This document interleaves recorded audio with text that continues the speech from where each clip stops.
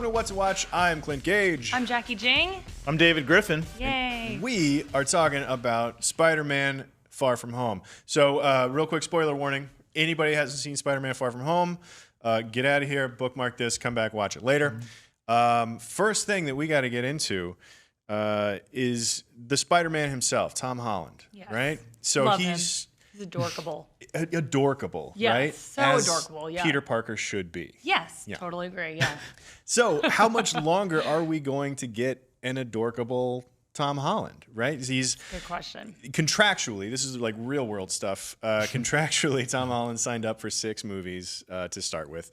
3 solo Spider-Man movies, 3 sort of cameo movies that he's, Civil War, Infinity War, and Endgame have already taken care of those 3. He's done 2 solo movies with Homecoming and Far From Home. So theoretically, he's only got 1 more solo Spider-Man movie under contract.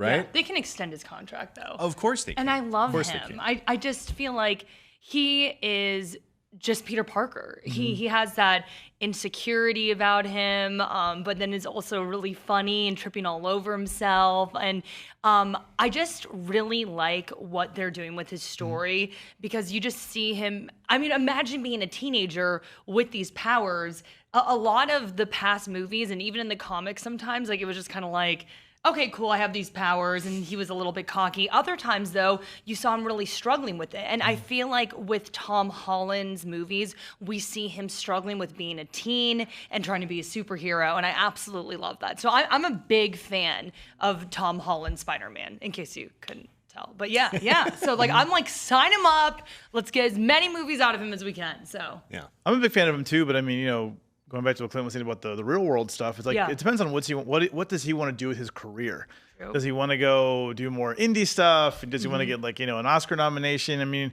I think Robert Downey has proved that you can do both. I know he's far from that level of, pull in the industry to be able to do what he wants. But these movies have enough time off where you can go shoot an indie film. You can go shoot a small picture that'll maybe get you an Academy Award nomination, then come back and do a big blockbuster. There's time for both. Yeah. So we always hear that. We hear that with Chris Evans. Chris Evans is like, I want to direct. I want to do this. But it's like, it's a good job. Yeah. It's not a bad job. You're adored. You get paid a lot of money. And the MCU is going to take care. Like they haven't really screwed anything up yet. No. So it's not like you're going to be in a big dumpster fire of a movie either. Yeah. Right. But that is the thing. Like you're talking about Robert Downey Jr. I know. Like he hasn't been able to as much. I don't think he's been in a couple of things. Like he was in that lawyer movie with Robert Duvall or whatever that kind of came and went. Oh, like, true. He's produced a couple things, and then outside of cameos and like Chef, he hasn't done a whole lot outside of the MCU.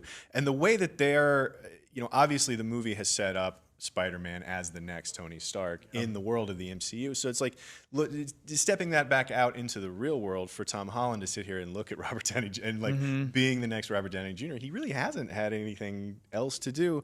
Granted, in 11 years, like for a 23-year-old, it shouldn't be that big of a deal for him. To figure it out. He does a lot of time. Chris Evans, though, I think is a better example because he has been in a couple of other things, and he has directed some stuff too, and.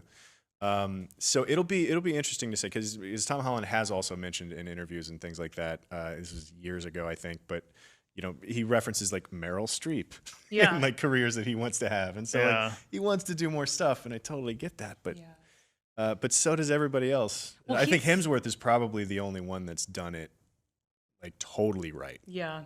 Like I mean, because he's Hemsworth also has proven that he's great at comedy. Yeah. So he can go into romantic comedies. He can, even though I know Ghostbusters wasn't the most well received, I thought he was one of the best parts of Ghostbusters. Yeah. He was really funny in that. So Hemsworth's done a pretty good job of that. But it's tough. I mean, but I think it's not because of a time thing with Robert Downey. Robert Downey is just one of the highest paid actors in Hollywood. He doesn't need the money. Right. I think he's just like, I'm fine doing my one big movie a year. Yeah. Maybe 2 or cameo and then step away. His negotiations, it's crazy, what he figured out for Avengers Endgame, like I forgot the exact particulars of his agreement, but it's like he's supposed to make money depending on how much money that movie made. We all know how it made billions of dollars. So he's like I think he's in pretty gobs of money is the official way to put it. Totally. But I get it with Tom Holland's different story because he's still young. Yeah. He's probably a little, he wants to prove himself in other areas of his career except for Spider-Man. So I get it. But I think he can stick around and do both. I hope he does both.